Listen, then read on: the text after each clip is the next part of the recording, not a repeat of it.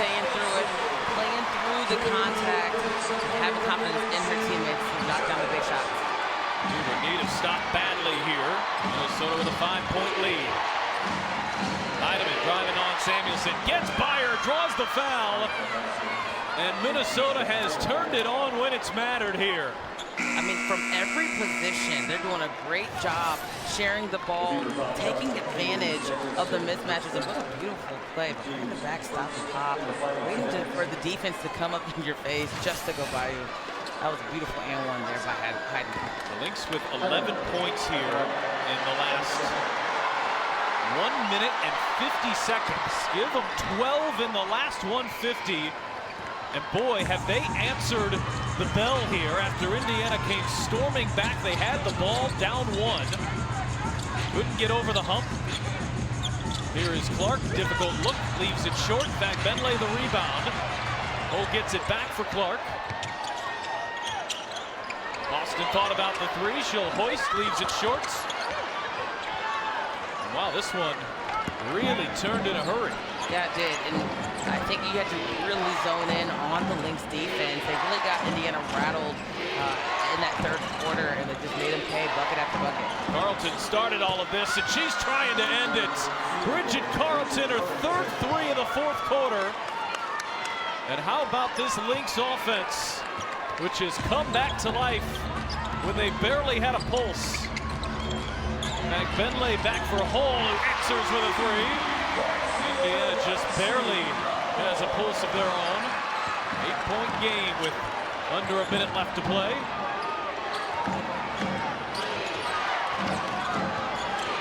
They need to force turnovers. Williams running into a double team. Dangerous pass. Hall nearly took it away, but she's called for a foul. Bridget has been buckets here in the fourth. Man, and her teammates are looking for her, and you see the smile on her face. She's done that work and has that confidence. And as Lexi Hall goes to the bench as she's fouled out, she is so important to this team and what she's done, not only from the defensive standpoint, but her offense has woken up, and she's done a great job of finding her rhythm, and her teammates are looking for her as well. If you look at Minnesota and their chances here as they close in on the playoffs, Connecticut right now a 4-point lead, so that's an important one. If Connecticut wins, they will still, Minnesota, be in third. They are tied with the Sun, but the Sun had the tie break. Indiana trying to hold on to 6. Here's Mitchell running into traffic. Oh, it's an offensive foul. Great defense there, just recognizing the help. And I know Kelsey's trying to make a play, but you got to recognize and have that head up to see exactly where that defense is being placed. And wow, after all of that, Angelica Suffren says, never mind, it's a blocking foul. And then they're going to go look at it. This is a little curious to me. I'm not sure what would have caused the overturn unless Jeff Wood came in and said he saw this differently. Oh, yeah, from that angle, it does look like it's not as centered as I thought. This angle here looks like she's directly parallel to the basket, but it doesn't look like that from this angle here. She's clearly out of the circle. Yeah. So that's not a part of this.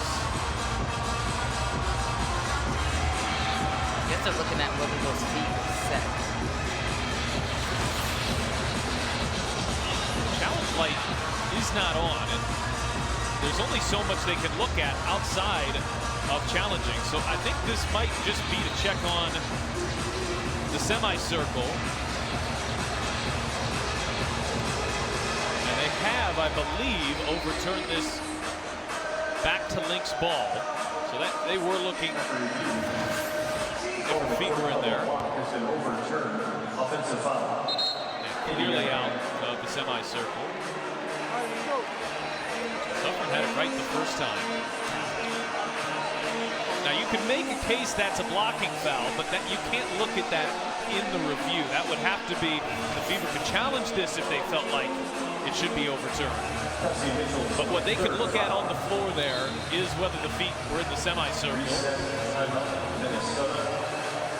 Wow, this game is kind of felt like it's hit you in waves. Yeah, it really did. I mean, again, the game is all about runs and being able to stop those runs. When the team gets momentum, you got to be able to put a stop to it. And right now, the Lynx had the momentum for the entirety of that second half. They really set the tone early in the third quarter. And Bria, I think you'll go back and look at this one and look at the last minute of the second is really pivotal because the Fever had all the momentum.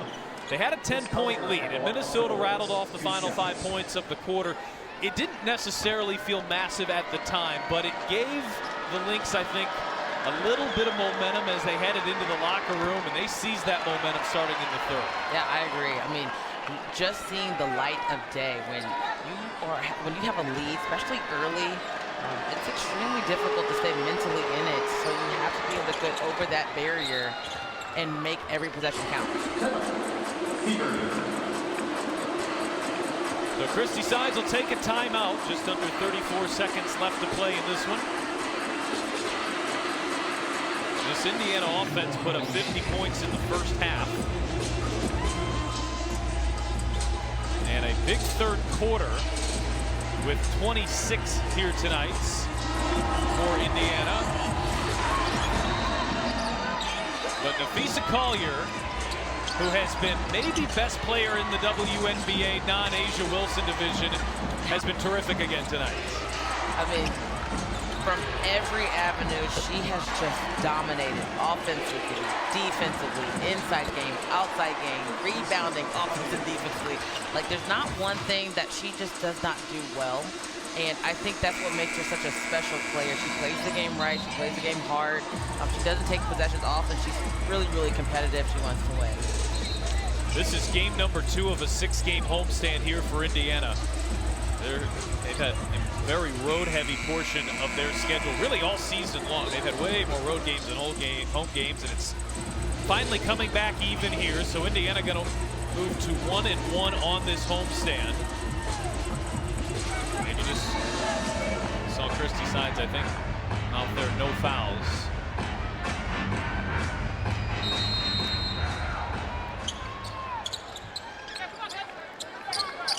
Clark's just a couple assists, a couple rebounds shy of a triple-double. Here's Fag Benlay from the corner. Juhas pulls down the rebound. And there is a couple-second differential between shot clock and game clock. But this battle-tested Lynx team going to prevail after their lead was trimmed all the way down to 1. It is the Lynx who earned their 25th win of the season. And in a matchup of the 2 hottest teams here out of the Olympic break, the Fever are 7-2, both losses to Minnesota. The Lynx with 99 here tonight. We'll take a short break and be right back here on ION.